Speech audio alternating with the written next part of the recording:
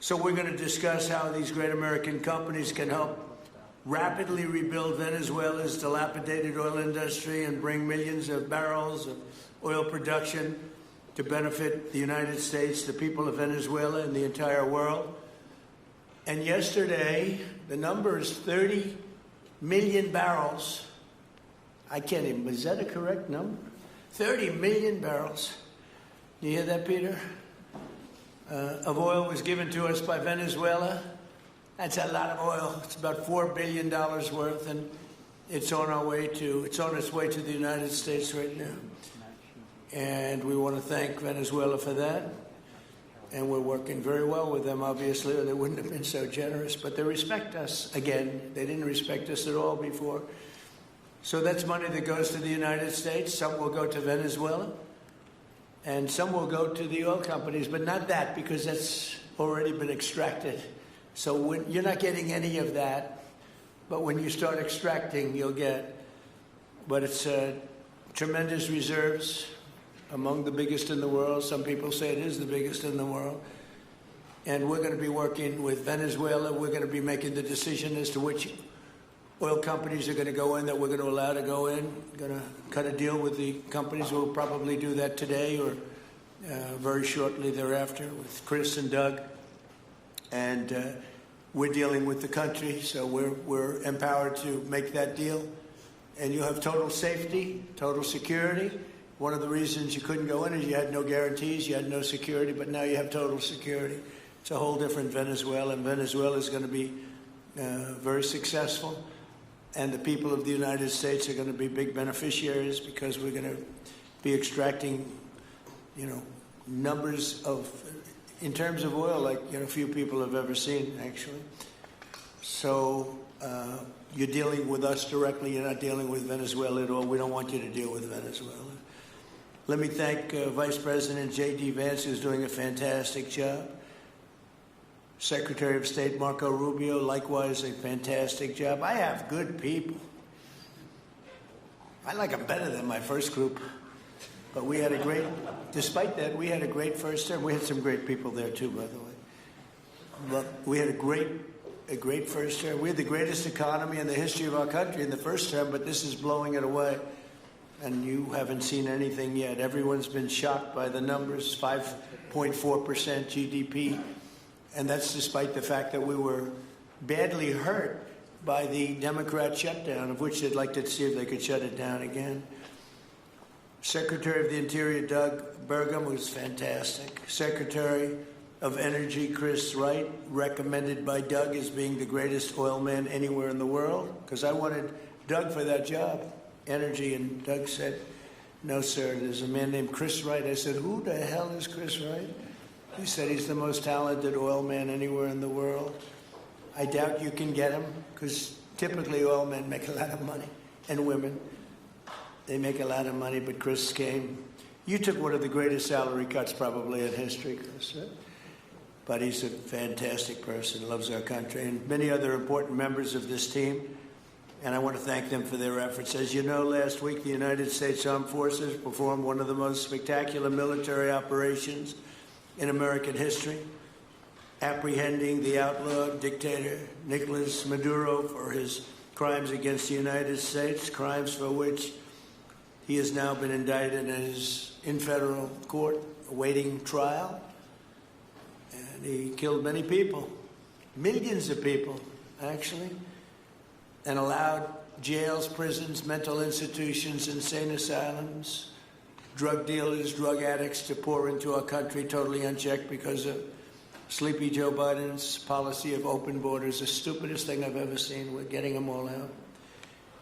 The departure of Maduro makes it possible an incredible future for both nations, Venezuela and the United States, in which we will more closely integrate the economies of two major energy powers in the Western Hemisphere. Energy coming out of Venezuela was very small. One of the things the United States gets out of this will be even lower energy prices. We have people now getting gasoline for $1.99, $1.96, $1.95, $1.92 yesterday, somebody. And it used to be $3.50, $4, $5 a gallon. Think of that, $1.99. Decades ago, the United States built Venezuela's oil industry at tremendous expense with American skill, technology, know-how, and dollars. But those assets were stolen from us, and we had presidents who did nothing about it. This president is much different than your other presidents. They did nothing about it. They stole it. Some of the people in this room were a little bit younger when that happened, but not that much younger. It wasn't that long ago. But they stole our assets like we were babies, and the United States did absolutely nothing about it. So now we're doing everything about it. Now we're doing 500% about it, but it's a long time after the act took place. So they stole from us, and it was taken by socialists and communists at the time, and Venezuela was going bad, really bad. And as much oil as they have, they're producing almost nothing, which is just a system. So we're really, if you look at it, we're taking back what was taken from us. They took our oil industry. We built that entire oil industry. Started a long time ago, but they took it, and they were very ungracious to this country. But now they're being very nice. American companies will have the opportunity to rebuild Venezuela's rotting energy infrastructure and eventually increase oil production to levels never, ever seen before. When you add Venezuela and the United States together, we have 55% of the oil in the world. The United States is number one. We have them drilling. Drill, baby, drill was my campaign. And Doug and Chris, I think we're setting records on drilling right now and taking oil without Venezuela. That's how we're getting the oil prices down. The plan is for them to spend, meaning our giant oil companies will be spending at least $100 billion of their money, not the government's money. They don't need government money. But they need government protection and need government security that when they spend all this money, it's going to be there so they get their money back and make a very nice return. The plan is for them to spend at least $100 billion to rebuild the capacity and the infrastructure necessary. Venezuela has also agreed that the United States will immediately begin refining and selling up to 50 million barrels of Venezuelan crude oil, which will continue indefinitely. We're all set to do it. We have the refining capacity. It was actually based very much on the Venezuelan oil, which is a heavy oil, very good oil, great oil. It's fantastic for certain things like asphalt roads, the best there is in the world for asphalt roads and other things. All of the companies here today are going to be treasured partners in bringing the nation of Venezuela back to life, restoring its economy, and generating great wealth for their companies and for their people, and also great wealth for the American people, and tremendous wealth for the companies that are going in. The companies that are going in, and if you don't want to go in, just let me know, because I got 25 people that aren't here today that are willing to take your place.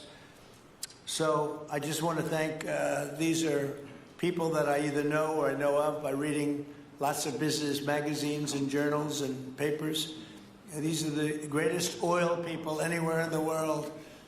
Harold Hamm, I see, is here. Harold, you know, there's a story about Harold Hamm that he can look at a piece of land, put a straw into the land, and oil pours out. Is that true about you?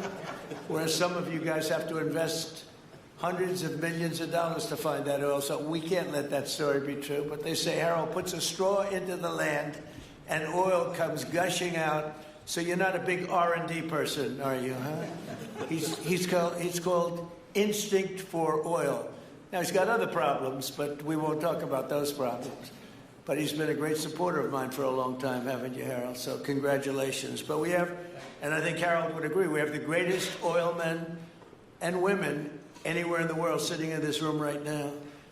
And we have a lot of people that will be back to see us sometime next week. We're going to have another meeting for another group. But we're going to do this very quickly. We can have this done almost immediately. So I'd like to thank you all for being here. I'd like to invite Vice President Vance to say a few words, followed by Secretaries Rubio, Burgum, and Wright. And then we'll have a few words from representatives that are here and to discuss their ideas, a couple of them. We have Chevron, which has been, where's Chevron? Where are you? Yeah, the far right. No, I thought you'd have a better location. You were the only one that was there for all that. I used to call you and say, what the hell is going on with Venezuela? He stuck it out. I don't know if you made money or not, but you stuck it out. I got to give you a lot of credit for that. Mark Nelson, thank you very much. Exxon CEO Darren Woods. Darren, thank you very much. How's Exxon doing? Okay? All right, thank you very much. They'll do a lot better now, won't they? Huh? Exxon's been amazing. It's been an amazing company. And ConocoPhillips CEO Ryan Lance, thank you very much. So you guys could say something, and then we'll take some questions from the press. And if anybody else would like to speak, we'll have you speak. We have all the time in the world. This is a big subject. This is massive wealth, and more importantly than massive wealth, it leads to lower taxes and a lot of jobs for Americans and for Venezuelans, but for Americans in this case. And I just, again, appreciate you all being here. And I'd like to ask JD to say a few words, please. Thank you. Thank you, Mr. President. Thanks to everybody for being here. You know, as a Marine Corps veteran for my entire lifetime, presidents, and let's be honest, they were Democrats and Republicans, would send the American military to far-off places. They would get us involved in these endless quagmires. They would lose hundreds or thousands of American lives, and the American people would get nothing out of these misadventures. And now you have an American president who's empowered the American military to stop the flow of drugs into our country and to ensure that we, as opposed to our adversaries, control one of the great energy reserves that exist anywhere in the entire world. And he did it without losing a single American life in the process. It was an amazing operation. It's going to make our country richer. It's going to make our country more powerful. It's going to make our country safer. And it's going to lead to the decline, the further decline of drug overdose deaths in the United States of America. An amazing thing, and I'm happy to be here to talk about how we can make it an even bigger and better operation for the American people. Thank you, sir. Thank you very much. Marco? Thank you, Mr. President. And I think this is a reminder that everything this president does, everything President Trump does, is with the American people in mind. It was not in the national interest or national security of the United States and of our people to have, in our own hemisphere, a country, not just with vast energy reserves, but controlled by an indicted narco-trafficker who flooded our country with illegal immigration, including drug gang members, openly cooperated with drug gangs, and by the way, stole the wealth of that country to fund a repressive regime and also benefit adversaries such as Iran. All of that is now changing. As part of this process, the first phase, of course, is the phase we're in now, which is the stabilization phase. We do not want to see destabilization in the country. We're working very cooperatively with the interim authorities there to provide a market for the sale of the wealth of Venezuela in such a way that benefits the people, both of the United States, but also the people of Venezuela. And as a reminder to everyone, the president announced this just 2 days ago. Every penny, everything they buy with the money that they're making from the oil now, Mr. President, will be bought from America. And that includes everything from equipment for the oil industry to food to medicine and everything in between. The second will be a phase of recovery, and then some of these phases will interlap, and that is to have a normal economy again where the money goes to the benefit of people, not the benefit of our adversaries or the benefit of elements in that country and around the world that are against our interests, at the same time as a process of reconciliation has to happen internally among the different sectors of society and politics and the like. And finally, the third phase, which is the most important of the three, is when the country fully transitions into a normal country that we have strong economic and diplomatic and relations with, that is friendly towards the United States, that's not a foothold for our adversaries, that serves our interests, but also the interests of the people. It'll be a country that is wealthy, a country that is prosperous for the people, not for a handful of criminals, but also a country that is supportive of our interests in the region and throughout the world. And we thank you, Mr. President, and the team you've assembled that have brought us to this point. A lot of work remains, important work, but this is historic. Okay. Thank you very much. Doug? Well, Mr. President, I want to thank you for your leadership, not just as President, but as Commander-in-Chief. The boldness, the execution, the breathtakingly precise work that you've delivered both in Iran back in June and here has changed the field for the whole world. And you always ran about the idea of peace and prosperity. And in Venezuela, as you know, this was a playground for every bad actor in the world. We had Russians, Iran, terror groups, all of them profiting from this criminal organization that was pretending to run the country. That makes America safer. You've secured the border, we're stopping the flow of drugs, and now with the normalization of relationships on an economic basis, it's going to mean tremendously for the prosperity of the American people. So I just want to say again, congratulations to you and to the entire leadership team. It's been an amazing, historic week on the scale of things that we haven't seen perhaps for 125 years in terms of the U.S. Exerting its influence over Latin America in a way that's going to make a change for generations. And on behalf of all the oil executives that are here today, Chris and I want to say thank you to all of you.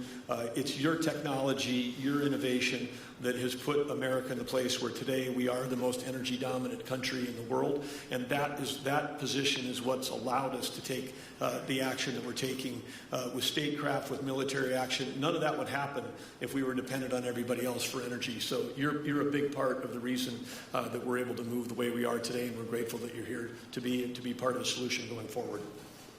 Thank you, Doug, and you are doing a fantastic job, and we appreciate it. Everybody appreciates it. They know who's doing well. Chris Wright? Thank you, Mr. President. Yeah, what we've seen in the last week is leadership matters and credibility matters. Venezuelan oil has been sanctioned for many years, and the oil just flew, those sanctions were not enforced. That oil just floated out to trafficked by bad actors of the world.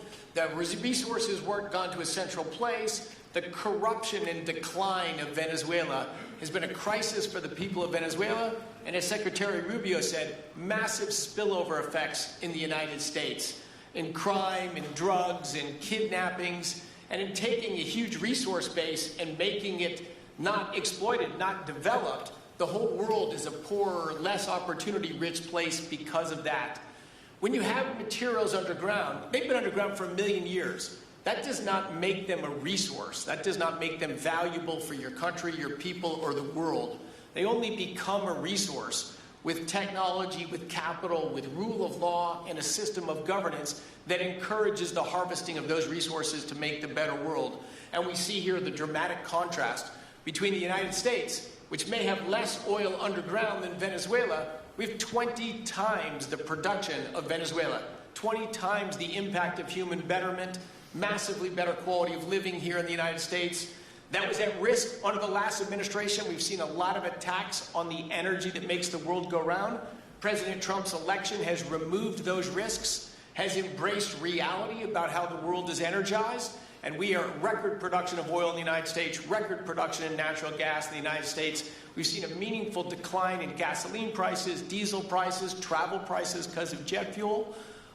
And now President Trump is taking the genius of a different way to try to solve a 25-year festering problem in Venezuela, that all the traditional things have not worked, but ordering both a tremendous military operation to remove the heads of a criminal organization masquerading as a government, and then to use the power of our military, not to fire bullets, but to stop the flow of Venezuelan oil to the world, immediately gave us leverage over the interim authorities in Venezuela and has allowed us to be in this position today where the actions of this government can massively improve Venezuela for the better, and the bigger impact is to massively improve the quality of life, affordability, safety, and security of the United States. Very proud to be here.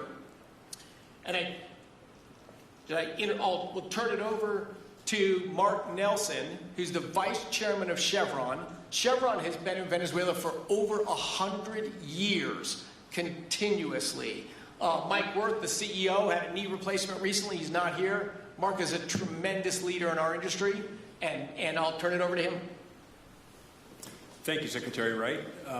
Again, I'll send Mike Wirth's regrets. He really wanted to be here, Mr. President. Great guy. On his behalf, I have 3 very quick thank yous and an assurance I'd like to provide you all.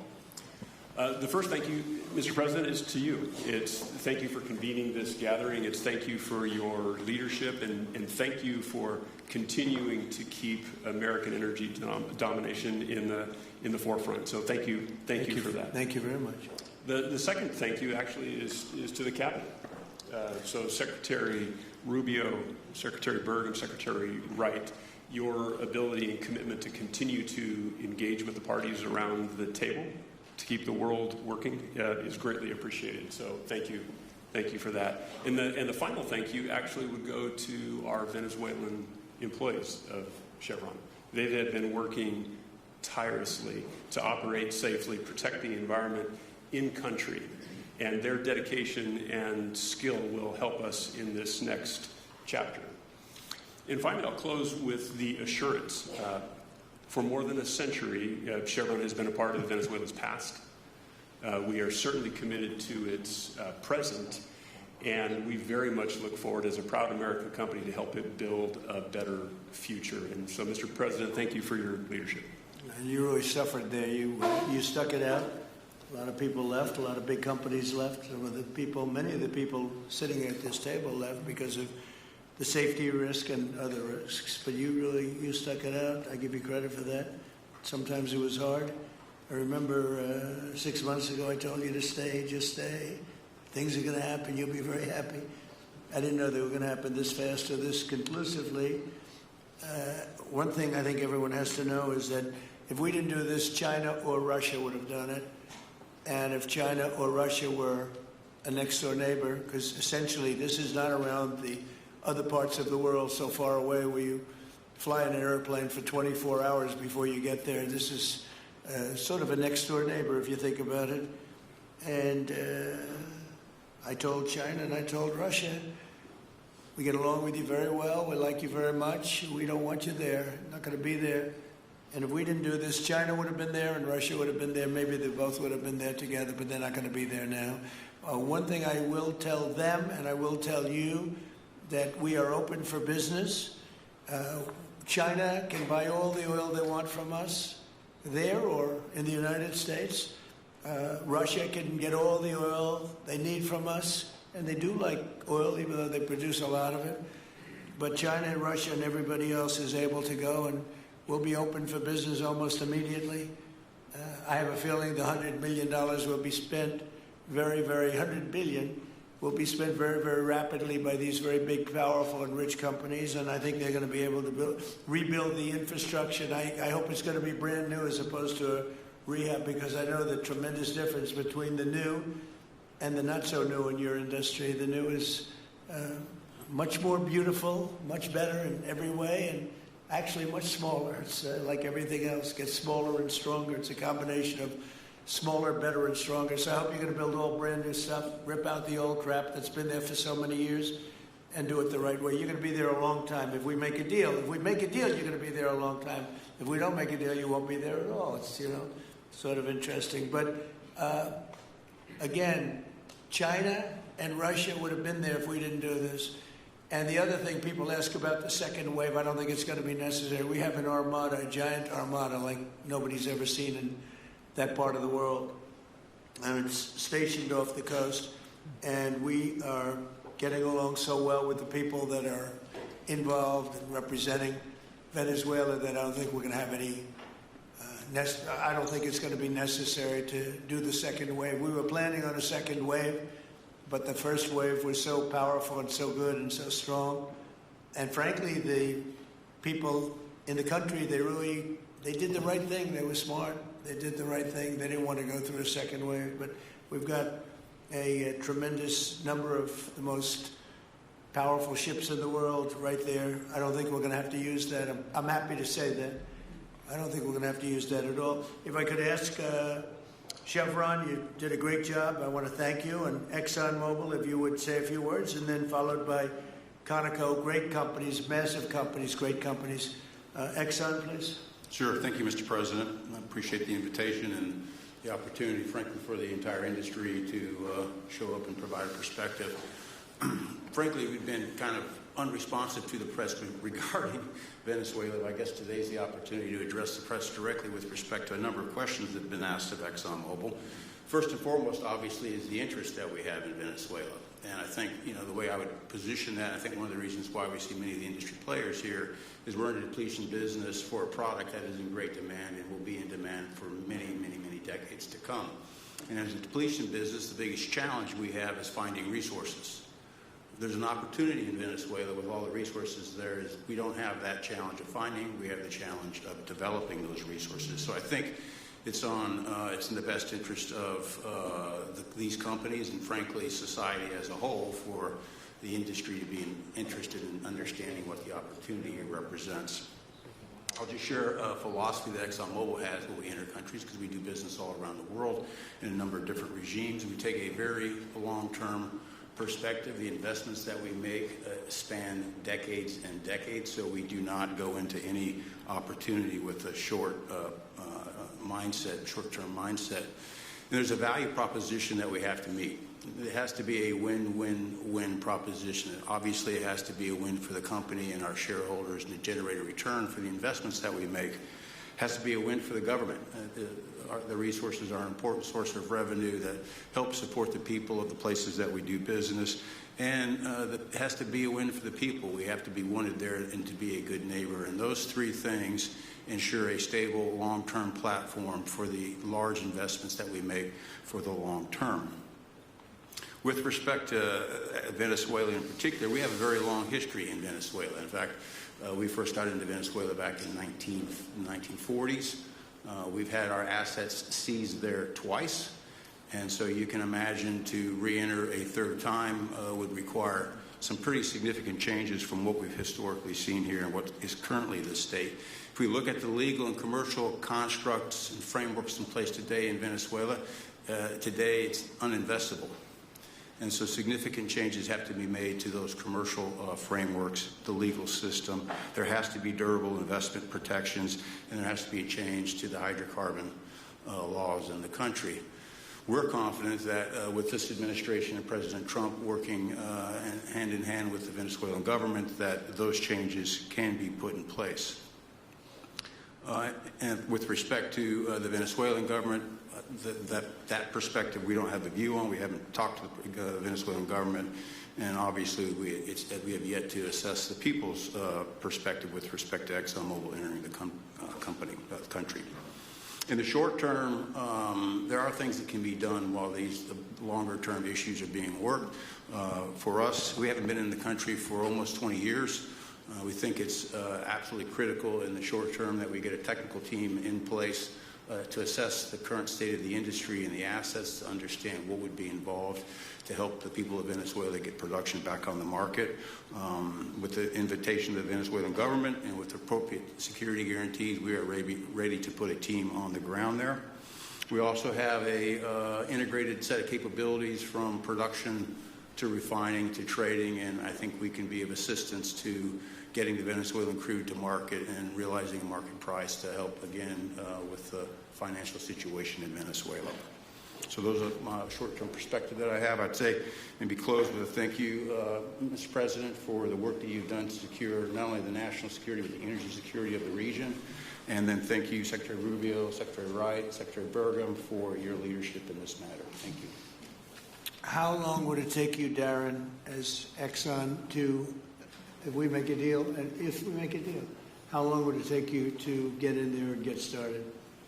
Well, the first step, this technical team, as I talked with Secretary Wright earlier this week, we started from the beginning to put the team together so that if and when it was needed, we could hit the ground almost immediately. So we can hit the ground within the next couple of weeks. Start the assessment, and then from there we need to understand. That's what we want. We want speed and quality. That's what we want. Thank you, Darren. And Conoco, Ryan. Thank you, Mr. President. Appreciate the opportunity to be here too. And you've assembled a great team, and our congratulations as well for removing one of the terrible people in the world and bringing them to justice. It was quite amazing. I think you've given hope to the people of Venezuela again, which I think is quite remarkable. We've been on the other end of that despot regime a long time. Our assets were expropriated. I had a little bit more hair when that happened. And, you know, I think we're the largest non-sovereign credit holder in Venezuela today. So we're in a bit of a different situation, but I think your big and bold idea to use energy commerce instead of conflict is something that could make a real big difference in Venezuela. And our company certainly stands ready to help in that endeavor. Encourage you to continue to think bigger and even bolder, and we've had some discussions with your energy team about that as well.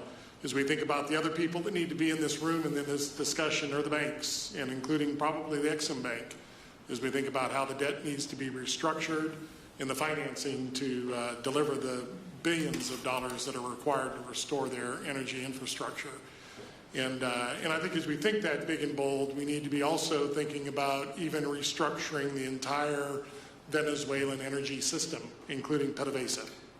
And I think if we can do that and think bold, there's an opportunity to be quick, fast, and restore the quality of what's happened in Venezuela, or what's been lost in Venezuela over the course of the last 25 years. So thank you for this opportunity. Well, thank you very much, and you'll get a lot of your money back. We're going to start with an even plate, though. We're not going to look at what people lost in the past, because that was their fault. That was a different president. You're going to make a lot of money, but we're not going to go back. You left a lot of money behind, I guess, huh? What number? 12 billion. How much? 12 billion? Well, it's a good write-off. It's already been written off. It's been written off. All right, thank you. You'll make it back one way or the other. You're all going to do very well. I think really very well. Marco just gave me a note. Go back to Chevron. They want to discuss something. Go ahead. I'm going back to Chevron, Marco. Thank you, Marco.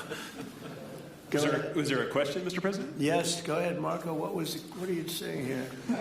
Mark, if you interest. could update us on operations in the ground and with the appropriate approvals, what you might be able to achieve in the next 12 to 18 months, give us a little view from the ground. You bet. So today, Chevron has 3,000 employees in 4 different joint ventures in Venezuela today. And over the past 5 to 7 years, they've taken production from about 40,000 barrels a day to 240,000 barrels a day, essentially getting those facilities and that equipment up to standards that would be something that people in the room would be more accustomed to. Given the work we've done with Secretary Wright and Secretary Burgum and even Secretary Bessent, I think we have a path forward here very shortly to be able to increase our liftings from those joint ventures 100%, essentially effective immediately.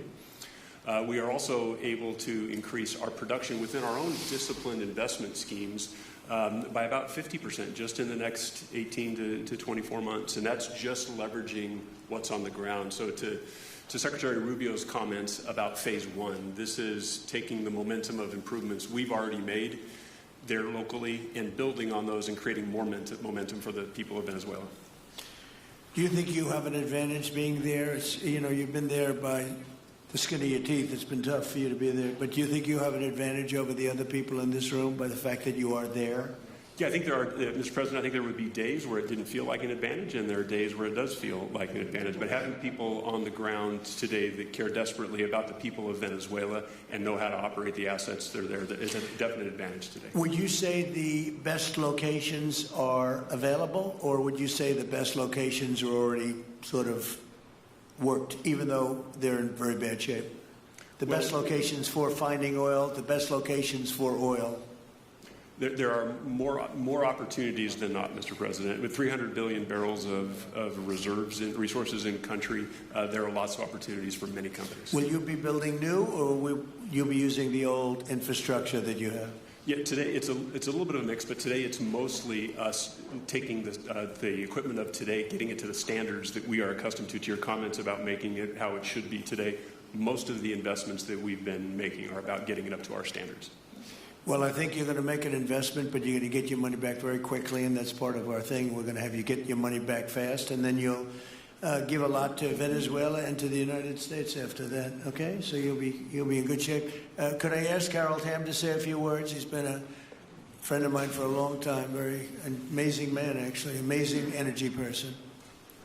Well, thank you, Mr. President. It's good to be here with so many dignified people. And this effort particularly, and thank you for your effort for what you've done here, taking this despot out of that area. And the world dealt with him way too long. Certainly our industry knows that this is a real jewel that can be developed for the people of Venezuela, and also benefit the world. And like Secretary Wright said, it has not been done. That's not been done in the past, and they had a good chance at it. Brought someone in that totally took it down, as everybody knows here, and that was Chavez, and we know what happened to him finally. But that ruined the industry in Venezuela, and all of us know how that happened. Ended very well, very very wrongly. So anyway, we're glad to see what's happened here, and look forward for the opportunity for a lot of people in this room, but also for America and the country itself. Are you going to be involved in going in? Because, he's in North Dakota and he's in Oklahoma and some incredible places. It's a little bit different, but there's no doubt about you won't have to worry about the straw too much here. You can just go at it. Are you going to be one of the participants? Well, certainly, I'm an oil finder, like you said.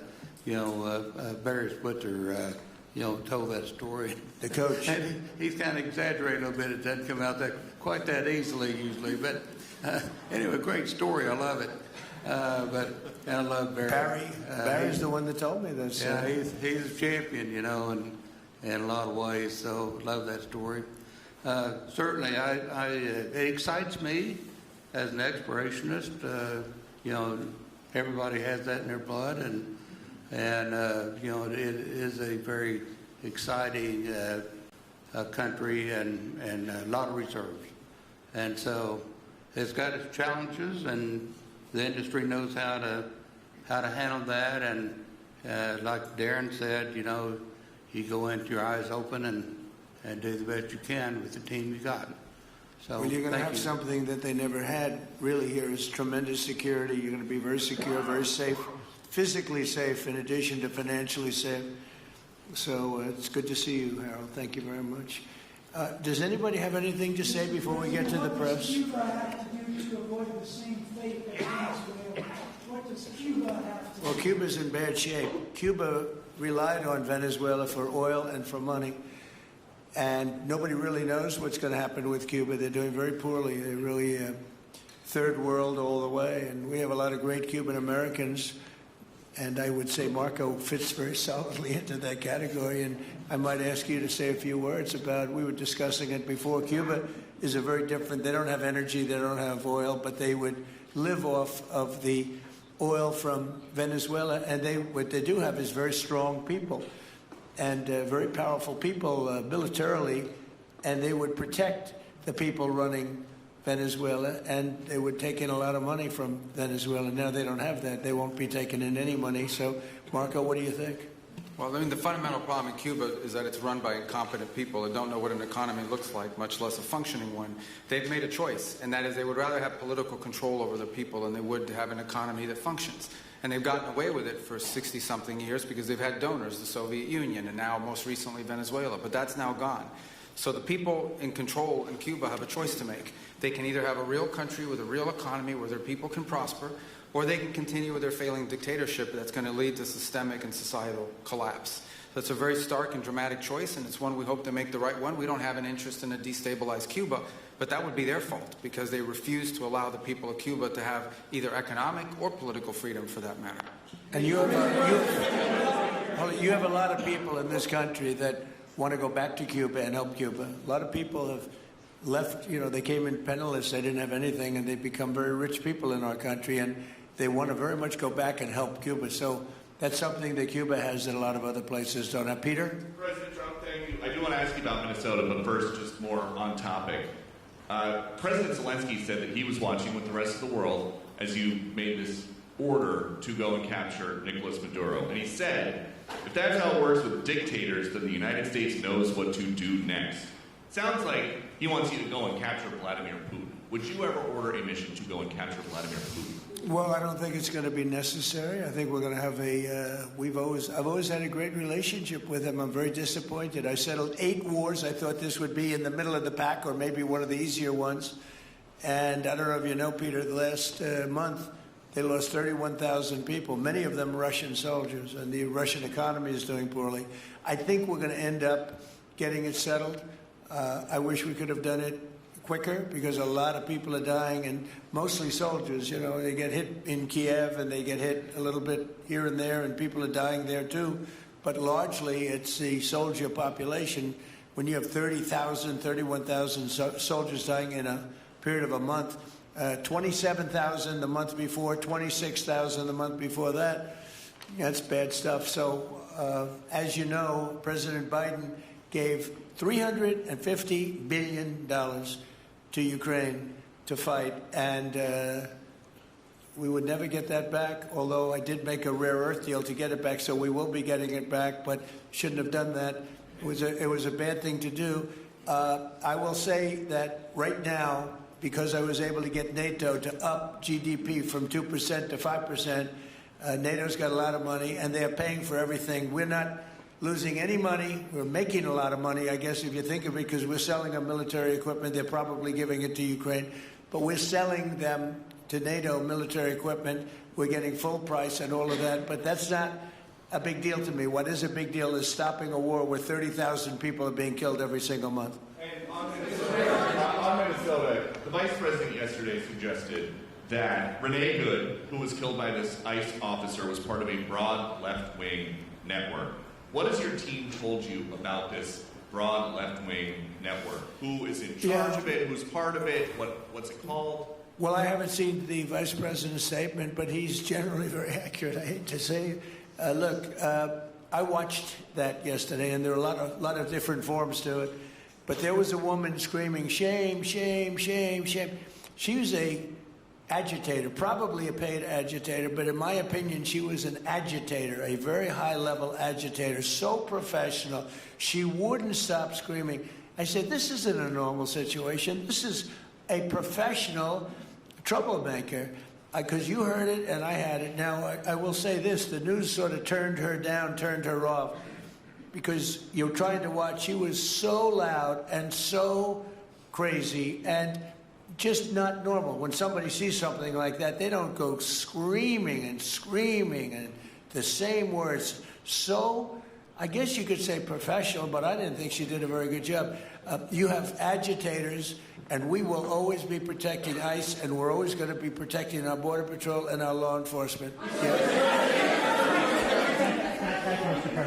Mr. President, in your conversations with these oil executives today, did you provide any security guarantees so that they can do their work safely in Venezuela? Yeah. And separately, Mr. President, they will have those guarantees, yes.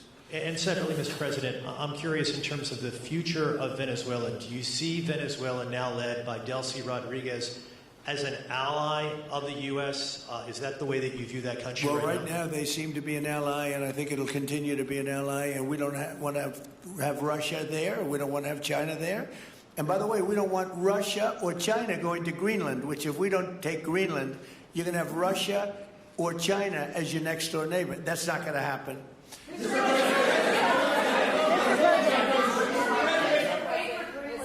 The white...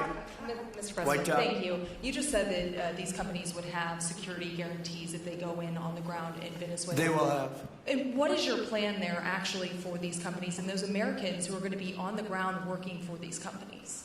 Well, there are going to be Americans. I assume they're going to be using a lot of Americans, but they're going to be using a lot of people from Venezuela and other places, I would imagine. But I would think that mostly they'll be using Venezuelan workers. They have a lot of great workers. They have a very high unemployment rate, and they have workers that are very familiar with taking oil out of the ground. Yeah. How long do you think the Ayatollah will be in power after what we've seen play out on the ground there? When is the U.S. going to get involved now that reports of protesters being killed on the ground? So Iran's in big trouble. It looks to me that the people are taking over certain cities that nobody thought were really possible just a few weeks ago. We're watching the situation very carefully. I've made the statement very strongly that if they start killing people like they have in the past, we will get involved. We'll be hitting them very hard where it hurts. And that doesn't mean boots on the ground, but it means hitting them very, very hard where it hurts. So we don't want that to happen. There have been cases like this where President Obama totally backed down. But this is something pretty incredible that's happening in Iran. It's an amazing thing to watch. They've done a bad job. They've treated their people very badly, and now they're being paid back. So let's see what happens. We're watching it. We're watching it very closely. Go ahead, please. Yes, go ahead. Thank you so much, Mr. President. Do you have any comments in reaction to the recent attacks by the Syrian government alignment groups against US-backed Kurdish forces in Aleppo, Syria, which killed dozens of civilians and displacing many families? Does your administration bring peace between the Kurds and the Syrian government? I want to see peace, yes, I do. The Kurds and the Syrian government, we get along with both, as you know, very well. They have been natural enemies over the years, but we get along both, and we want to see Syria succeed. And so far, I think they are succeeding, but this is just breaking out, and we want to see that stopped. Go ahead, please. You're meeting with the President of Colombia, Gustavo Petro, in a few weeks. Do you hope this meeting with Gustavo Petro marks a new chapter, a new beginning in the benefit of the U.S. and Colombia relationship? What country? Colombia, with the President of Colombia, Gustavo Petro. I had a very good talk with him yesterday, and he's been very hostile to us and to the nation and to me, called me a dictator, and lots of other things. Called Biden some terrible names, far worse than he called me. But he called yesterday through people, and he wants to meet, and that's fine with me. I've made up with people also, so we're going to have a meeting with him. We had a very good conversation. The people of Colombia are incredible people. Marco would know that better than anybody because he's married to a woman from Colombia. And I don't mean Columbia University. That would be, I'm not sure. I think I like Colombia, the country, better, if you want to know the truth. The people hold it. The people are great people. I look forward to meeting with them. We're going to meet in the very near future. Would you meet the interim president of Venezuela here in the White House? Would you greet her to discuss the fate of the oil? Yeah, well, I'm going to meet a lot of people, and we're going to meet, we meet a lot of people. When you end 8 wars, you get to know a lot of people, and I think it's very important. As an example, we have over $18 trillion, think of it, $18 trillion coming into our country. A lot of that's coming in from foreign countries like Saudi Arabia and Qatar and UAE and others. And I get to meet a lot of people, but I will be meeting with various representatives of Venezuela probably pretty soon. We haven't set that up. But the relationship that we have with the people that are currently running Venezuela is very good. We also have a young lady that received the Nobel Peace Prize. She's going to come in and pay her regards to our country, really, to me, but I'm a representative of the country, nothing else. And she's coming in sometime next week, I think Tuesday or Wednesday, and we'll see how that is. But no, we're dealing with the people from Venezuela. We're dealing with them very well. I think they've been very smart in the way they've dealt with us, frankly, because that whole place could have been obliterated with one more strike, and we didn't want to do that. Thank you so much. I have a question for you on Minneapolis, but on Venezuela and your meeting with Machado next week. If she gives you her Nobel Peace Prize, will that change your view about her running that country? Well, I have to speak to her. I'm going to have to speak to her. She might be involved in some aspect of it. I will have to speak to her. I think it's very nice that she wants to come in, and that's what I understand the reason is, because Norway is very embarrassed by what took place. They're getting decimated. Look, whether people like Trump or don't like Trump, I settled 8 wars, big ones, some going on for 36 years, 32 years, 31 years, 28 years, 25 years, some just getting ready to start, like India and Pakistan, where already 8 jets were shot out of the air, and I got it done in rapid order without nuclear weapons.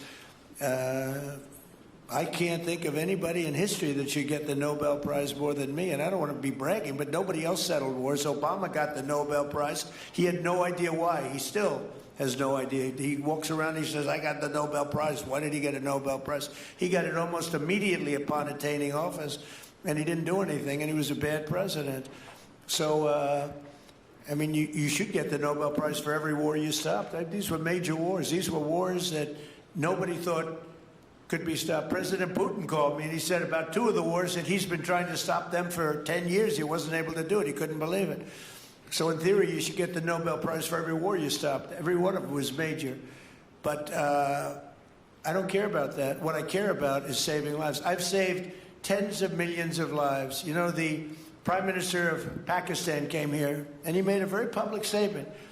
He said that President Trump saved minimum 10 million lives having to do with Pakistan and India, and that was going to be raging. So, you know, but I'm honored that she's coming here. I look forward to meeting her, yes.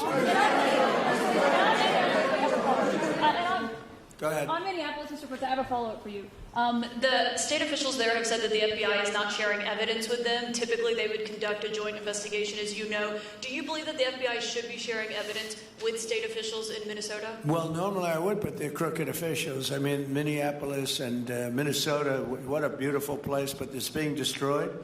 It's got an incompetent governor, fool. I mean, he's a stupid person.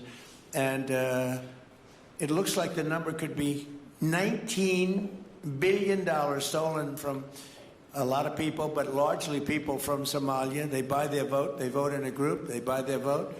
They sell more Mercedes-Benzes in that area than almost... Can you imagine you come over with no money and then shortly thereafter you're driving a Mercedes-Benz? The whole thing is ridiculous. So they're very corrupt people.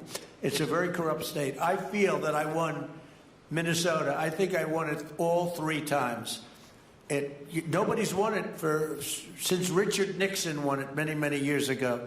I won it all 3 times, in my opinion. And it's a corrupt state, a corrupt voting state. And the Republicans ought to get smart and demand on voter ID.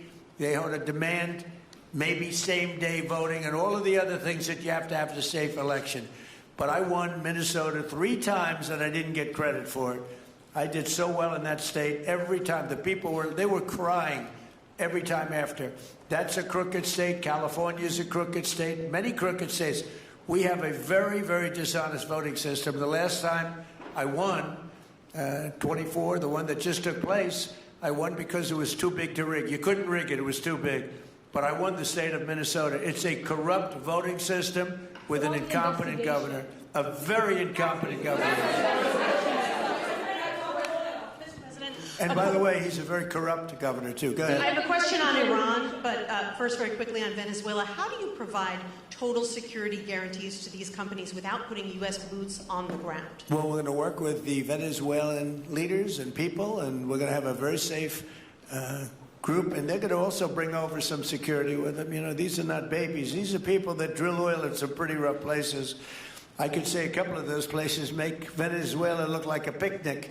These people around the table, these are tough people. They go into areas that you wouldn't want to go. They go into areas that if they invited me, I'd say, no thanks, I'll see you back in Palm Beach. No, this is a tough group of people. They know how to do it. But we are, in addition to that, we'll have very good security for them. We're going to make sure that it's very, very good security. And I think the people of Venezuela are going to give you very good security. You know, the people... Now, I'm not talking even leadership. The people of Venezuela are going wild over this. They named a street after President Trump. What do? You attack a country and they name a street? That's never happened before. Although I heard that's also taking place in Iran. They named a street, the protesters. I just hope, you know, just God bless them. I just hope the protesters in Iran are going to be safe, because that's a very dangerous place right now. And again, I tell the Iranian leaders, you better not start shooting, because we'll start shooting too. With your glasses, sir, go ahead, please. Hold it. Next to you. Yes, glasses. The gentleman with the glasses. All right, thank you, Mr. President. With those very big glasses, actually. Yeah, Ferrari, actually. Mr. President, I have 2 questions. What do you want the European Union to do in Ukraine? The European leaders are pretty divided on Ukraine. And then, if you can reiterate this straight message that you have to the Iranian leader, to Khomeini, the message that you have. You're talking about Iran? Oh, Iran, yeah. What the do first I one want is on Iran Europe. to do? I'm sorry? Where are you from? Italy. Oh, nice place. Yeah. Okay. The first question. So what is are you Europe. asking about Iran for? Well, if you can answer about Europe and what you think the Europeans should do on Ukraine, and then a message. Well, look, Europe has been doing so much for Ukraine, but it hasn't been enough. And obviously that I would say that President Putin is not afraid of Europe. He's afraid of the United States of America, as led by me. there's no fear of Europe. You know, Europe's fallen behind, and Europe, and JD said it very strongly. I don't know, he took a lot of heat, but I didn't give him any heat. Europe is a different place. Europe is changing. Europe has got to get its act together. I love Europe. I guess I came from Europe, essentially.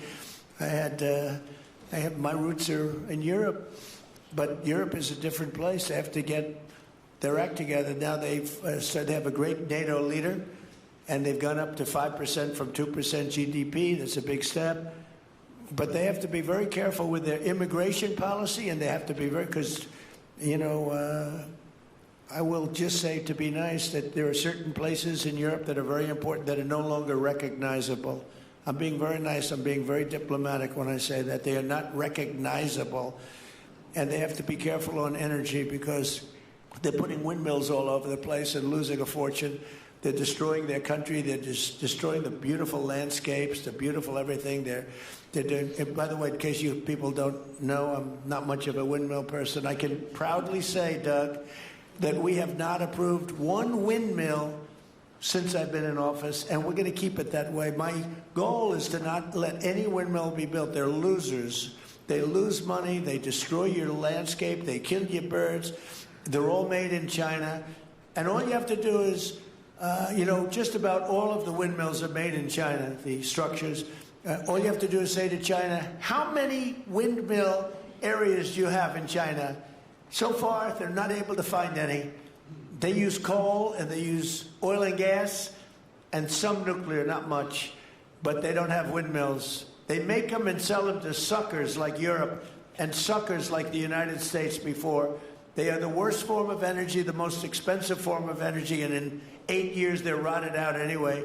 Go take a look at Palm Springs, California, and take a look at what that looks like. It looks like a junkyard of steel. So we don't approve, and I've told my people, we will not approve windmills. Maybe we get forced to do something because some stupid person in the Biden administration agreed to do something years ago. We will not approve any windmills in this country. 2 questions. On Venezuela, is it ultimately more important to you to establish stability there or democracy there? Well, you're talking about maybe the same thing. I mean, you're talking about stability or democracy. I don't know. To me, it's almost the same thing. We want stability, but we do want democracy. Ultimately, it'll be democracy. Peter? I do have a policy question, President Trump, but I'm having a hard time seeing here. I see the American flag lapel pin. What is the other lapel pin on Somebody gave me this. You know what that is? That's called a happy Trump. And consider the fact that I'm never happy. I'm never satisfied. I will never be satisfied until we make America great again, but we're getting pretty close, I'll tell you what. This is called a happy Trump. Somebody gave it to me. I put it on. Thank you. And the policy question. How much money are you thinking of giving people in Greenland to get them on board with a possible U.S. I'm not talking about money for Greenland yet. I might talk about that. But right now, we are going to do something on Greenland, whether they like it or not, because if we don't do it, Russia or China will take over Greenland, and we're not going to have Russia or China as a neighbor. Okay?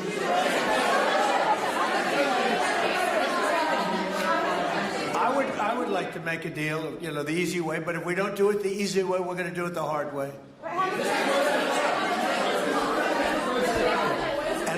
And by the way, I'm a fan of Denmark too. I have to tell you, and you know they've been very nice to me. I'm a big fan, but you know the fact that they had a boat land there 500 years ago doesn't mean that they own the land. I'm sure we had lots of boats go there also, but we need that because if you take a look outside of Greenland right now, there are Russian destroyers, there are Chinese destroyers and bigger. There are Russian submarines all over the place.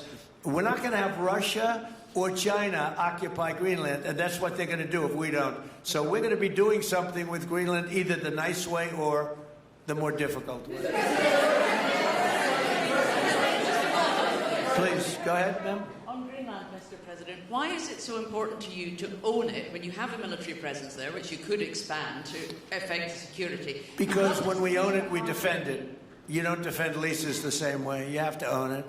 And, you know, with a nation, look at what happened with Obama, with that horrible deal they made with Iran. It was a short-term deal. It was like a 9-year deal. Countries can't make 9-year deals or even 100-year deals. Countries have to have ownership. And you defend ownership, you don't defend leases. And we'll have to defend Greenland. If we don't do it, China or Russia will. It's not going to happen. We are not going to have, and I like China, I like Russia, I love the people of China, I love the people of Russia. I get along very well with President Putin, but I'm very disappointed in him. I get along very well with President Xi. I'm going to go over to China in April. But I don't want them as a neighbor in Greenland. Not going to happen. And by the way, and NATO's got to understand that. I'm all for NATO. I saved NATO. If it weren't for me, you wouldn't have a NATO right now. But we're not going to allow Russia or China to occupy Greenland, and that's what's going to happen if we don't. Go ahead. On the economic report that came out today, Mr. President, one, can you respond to that? And two, it was an amazing report. The most amazing thing is government jobs are way down, and yet the employment numbers are very good. We've gotten rid of tremendous numbers of federal government jobs. Nobody's ever seen anything like it. And yet the employment numbers are very good. They're really getting better. But now we have all those people to work in the private sector for a lot more money. I think that's one of the very big things. The other thing is at 5.4%. And remember, this is after we had a shutdown. And that shutdown had an impact because the concept of the shutdown, even though it's before, people knew we were going to be shutting down. A lot of bad things happened. And by the way, on January 30th, you may have another shutdown. We'll see what happens. But I think the numbers, Caitlin, were really amazing. Look, to think about 5.4%, nobody thought that. They thought it was going to be 2%. And you know what it is? It's tariffs. And it's also November 5th. We had a great election, a great election. Our country was dead 1.5 years ago. And now we have the hottest country anywhere in the world. And I hope you guys were impressed. 5.4%. And we haven't even really transitioned yet. There's no reason it can't be much, much higher than that. Yeah. Mr.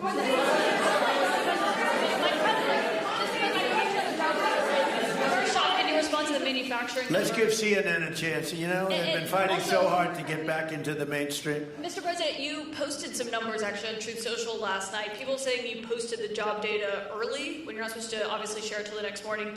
Did you do that on purpose? No, I don't know. If they posted them, I said post them whenever you get a chance. I don't know. They gave me some numbers. When people give me things, I post them.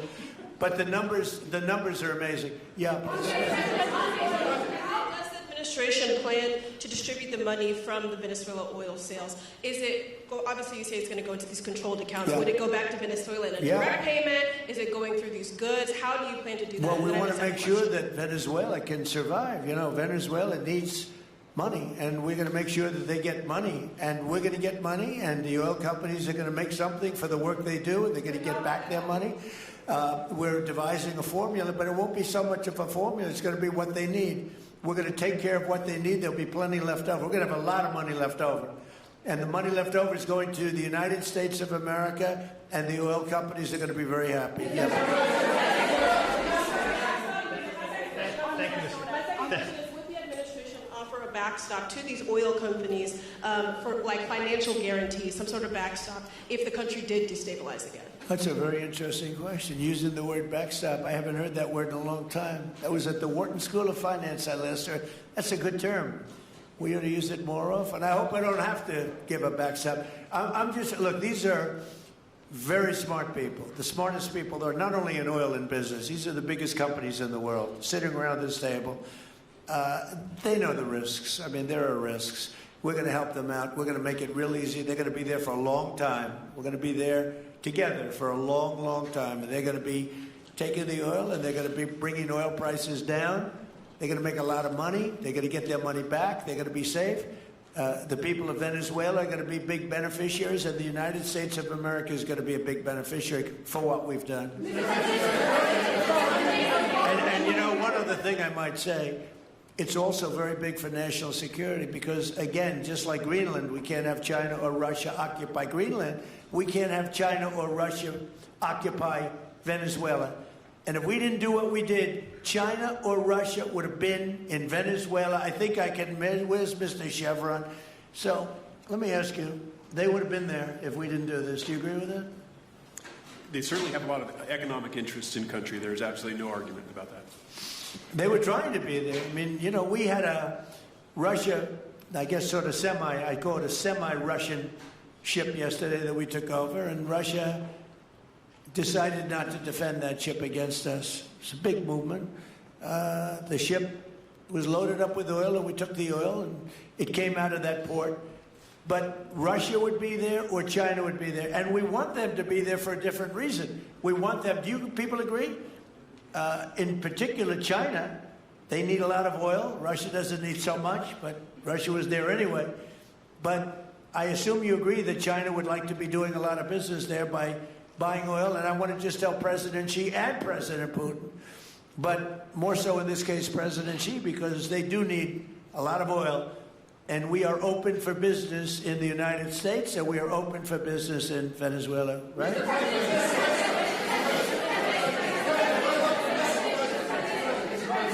Go ahead, sure. I could take questions from these people all day long. They're sitting here, and generally they're very rich, very powerful, but nobody gives a damn about them.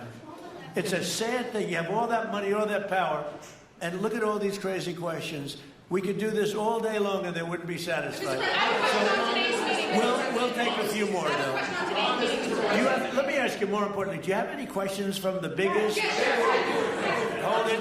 Do you have any questions for the biggest people on earth, the biggest business people, the biggest companies anywhere on earth? Do you have any questions for these people? No, do you have a question for them? Yes. But have go you ahead, heard from ask any them. of the companies in the room that they are committed to rebuilding the oil infrastructure in Venezuela? And for the executives in the room, what do you need from the administration in order to invest? That's a good question. Do you want to go and answer that question? Yeah. Exxon, small company. I'll refer you back to the statements I made before. There are a number of legal and commercial frameworks that would have to be established to even understand what kind of returns that we'd get on the investments. So I think all the investments and the opportunity sets, I think everyone sitting around this table would have the opportunity and the know-how and the capability to make the investments. The questions will ultimately be how durable are the protections from a financial standpoint, what do the returns look like, what are the commercial arrangements, the legal frameworks, all those things have to be put in place in order to make a decision to understand what your return would be over the next several decades that these $1 billion investments would be made on. Could I do this? Because we have, again, the biggest people on the planet Earth around this table, biggest companies in the world. I'd like to just ask them to introduce themselves. We'll start from this end and go around to here. And if you have anything to quickly say, we could do that. But you want to just start right over here? These two guys, we'll leave them out because they're with us. Please. Thank you, President Trump. John Addison at VTOL. We're here to ensure that you are going to be able to move all of this oil all around the world at the best price possible so that the influence that you have over the Venezuelans will ensure that you get what you want. Thank you. Thank you. Good point. Thank you, Mr. President. Ryan Sheffield of Formentera. My grandfather, Hugh Sheffield, was president of ARCO, Venezuela. Right. Thank you for what you did. Do you like what we're doing? There's a lot of shale there, a lot of upside. He would be very happy looking down. He'd be very proud of you right now, right? Yes, sir. Good. Thank you. Mr. President, Luis Rodriguez, I'm probably the only Venezuelan American sitting on around this table. I want to personally thank you for the courage of your actions over the last couple of weeks. I think I speak, and I speak of Venezuela in general in saying there's optimism. You've brought optimism to the table, and if the conditions are met, the opportunity is absolutely immense. I agree with that. That's true. Thank you. Well said, too. It's immense. This is a tremendous opportunity. Thank you. Richard Holton from Trafigura. We're working with your administration, Mr. President, to bring that Venezuelan oil to the United States. Our first vessel should load in the next week. Good job. Thank you. I think the reason that most of us are here and thinking about the future is because we trust you initially to set this program up that will work and guarantee that this can be done. And there's a huge investment that needs to be done. We've all agreed on that. And certainly we need time to see that through. So thank you for what you've done. Thank you very much. Thank you. Mr. President, I'm Lane Riggs, CEO of Valero Energy, and we're one of those companies that refineries in the U.S. are uniquely configured to run Venezuelan oil, and we're more than happy as this opportunity expands for us to further invest in our refineries to produce more of it. And you're very much set up for the heavy oil, right? Yes, sir. That's great. That's great. We're ready for it. Thank you, Mr. President. Thank you, Mr. President. Thank you for having us here. Thank you. And thank you for opening the door to a better Venezuela. We are a Spanish company, but we are fully committed to invest here in the States. We have invested over the last 15 years $21 billion in the American oil and gas industry, in Pennsylvania, in the Gulf of America, in Texas, and in Alaska, with the discovery of Pica that is going to have the first oil this quarter, and is going to change. It's going to reverse the declining history of that great state of Alaska. We are in Venezuela, Mr. President, with our partners of ENI. We produce the gas that guarantees the stability of a half of the grid power in Venezuela. So we are committed with this stability, and on top of that, we are on the ground. We have people, we have facilities, we have technical capabilities, and I take your point, Mr. President. We are ready to invest more in Venezuela. Today, we are producing 45,000 barrels a day gross of oil, and we are ready to multiply by 3 this figure in coming 2-3 years, investing hard in the country, following your recommendation, if you allow us, of course, and in the framework, commercial and legal framework that could allow this growth. So thank you, Mr. President. Thank you. Great job you've done. Thank you. Mr. President, thank you for having me. Matt Sheehy, I'm with Tallgrass Energy. We are an infrastructure business, so whether it's oil, gas, CO2, we move that around. So most of my customers are sitting around the table and happy to lend our expertise to what's going on in Venezuela to support the people. And obviously infrastructure is going to be critical to see it repaired. Thank you. Thank you. Mr. President, thank you. An honor to be here. Marianne Mannon, Marathon Petroleum. We are one of the largest U.S. refiners. On behalf of the men and women of Marathon Petroleum and of our industry, thank you and the administration for what you're doing for U.S. energy independence. We have the ability and the capability of our assets to process Venezuelan crude, and the people of Marathon Petroleum stand ready to do so. Do we need more refineries in our country? In the U.S., probably not. We have sufficient capacity. That's amazing. A lot of it was approved during my first term. We were getting you approvals that nobody could have gotten in Louisiana and other places, and they got built. Before that, it was a disaster. We didn't have the refineries. Now we do because of the first term. Please. Darren Woods, ExxonMobil. Okay, we'll go over here. Thank you, Mr. President. Jeff Hildebrand, founder and chairman of Hillcorp Energy, one of the largest private energy companies in America. Who's bigger, you or Harold? We're close. Huh? We're close. Harold. Absolutely, Mr. Hand. But thank you for your great, tremendous leadership in protecting the interests of the Western Hemisphere. The message that you have sent to China and our enemies to stay out of our backyard is absolutely fantastic. So thank you. Thank you very much. And finally, Hillcorp is fully committed and ready to go to rebuilding the infrastructure in Venezuela. You'll go there? You'll be going? Yes. Good. That's good. You'll be very happy. Thank you very much. Thank you, Mr. President. Jeff Miller, CEO of Halliburton Company. We are the largest American oilfield services company. We're the second largest in the world. Been in business over 100 years. Started operations in Venezuela in 1938. Long time in Venezuela. I personally lived there for 4 years and raised my kids there. So quite familiar with Venezuela, and just couldn't express gratitude more so for the opportunity to return to Venezuela under the stability that I know that this team and your team are able to deliver. So when did you leave? Huh? When did you leave Venezuela? As a company, we left under the sanctions in 2019. So we had intended to stay, and then when the sanctions went into place, we were required to leave. But very much interested in returning. And 600 Venezuelans with Halliburton today, all around the world. Look forward to putting them back to work. Great job. Great job. You'll be back. Please. Mr. President, I'm Alex Bamberg. My company, Aspect Energy, is one of the leading American international wildcatters. We've found significant fields in central. Are you a wildcatter? I'm a wildcatter. That's pretty cool, I'll tell you. I would have been a wildcatter too if I was in. And you've been successfully wildcatting. We've found significant fields in Central and South America, in the Middle East, and in Europe. We're a leading oil producer in Hungary. But probably the most pertinent example is what a wildcatter does is take on risk and try to reduce it, and then other people come in and put more capital in later, so we're kind of kickstarters in the oil industry. We went into Kurdistan very early on, back when people told us it wasn't safe and we shouldn't do it. We found a big field there, and it ultimately has got to be developed along with one of my colleagues here to be one of the big leading fields in Kurdistan. We think that Venezuela has a tremendous amount of opportunity.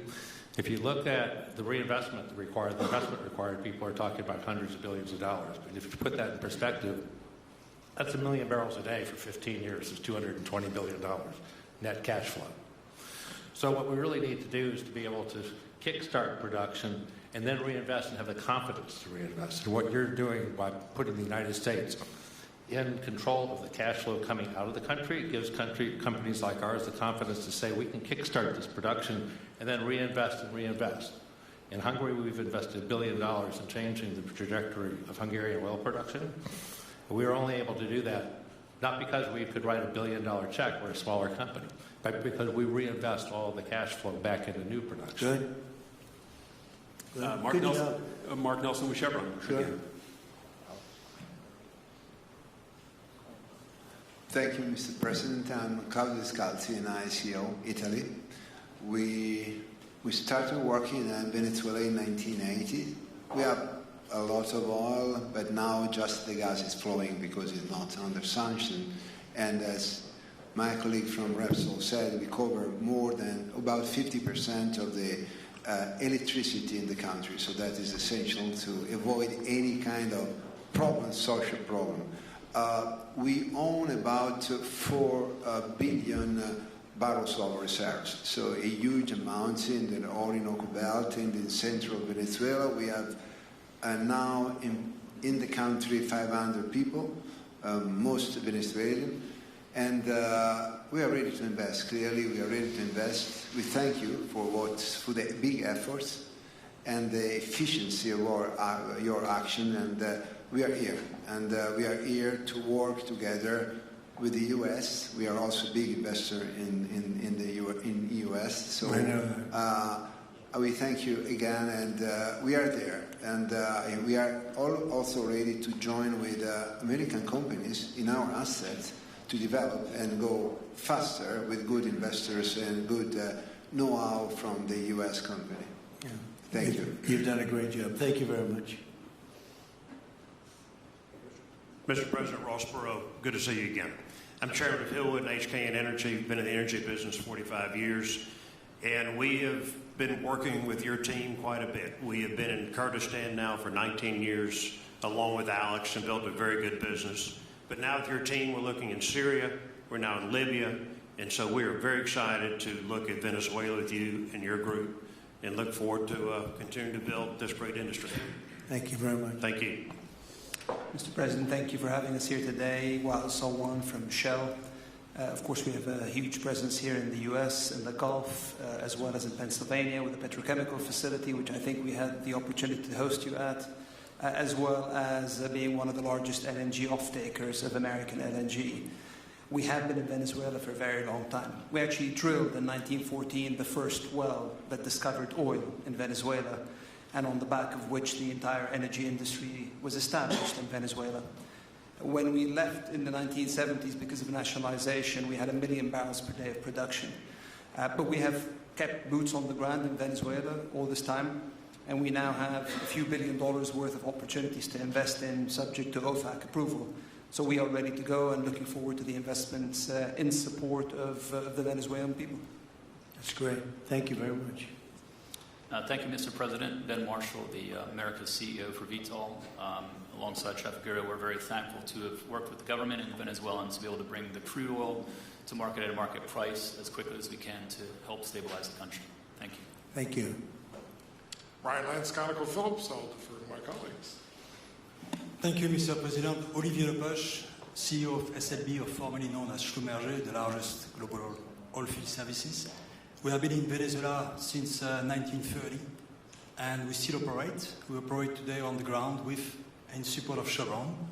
We have ability to scale. We have 1,100 Venezuelans in the company, 2,000 additional that are calling us to go back to country and to go back to work. We're able to mobilize in the last 18 months 2 rigs and deliver 50 wells with success. So we are here. We have knowledge of the subsurface like nobody else has. We have boots on the ground, capacity on the ground, $700 million of equipment value on the ground in Venezuela, ready to mobilize for all of our partners, customers.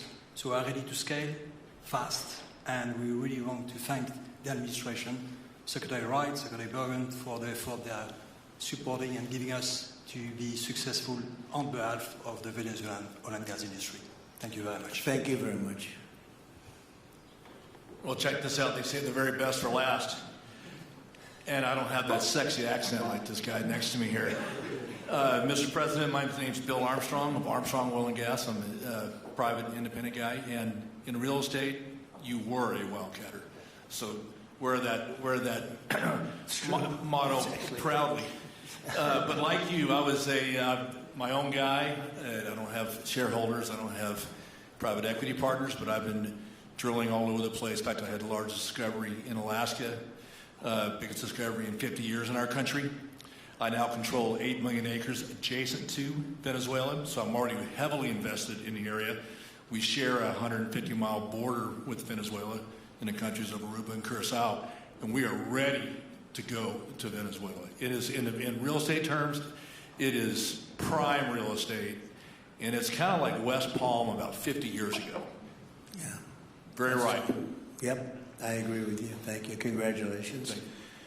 So I think what we're going to do is speak without the press to these gentlemen, see what kind of a deal we can make.